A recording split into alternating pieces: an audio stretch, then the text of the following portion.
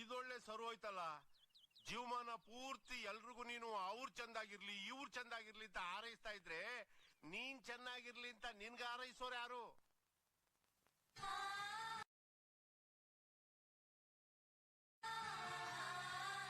ಒಪ್ತೆ ಕಡೆಯ, ಒಪ್ತೆ. ನಿನ್ ಮನ್ಸು ಎಷ್ಟು ಪರಿಶುದ್ಧವಾಗದು ಅಷ್ಟು ನೀ ಚೆನ್ನಾಗಿ ಬರುತ್ತೆ.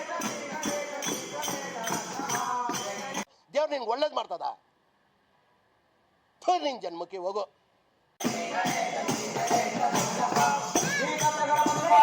ಗಾಂಡು ಒಳ್ಳೆ ಶಂಡ ಇದ್ದಂಗಿದೆಯಲ್ಲೋ.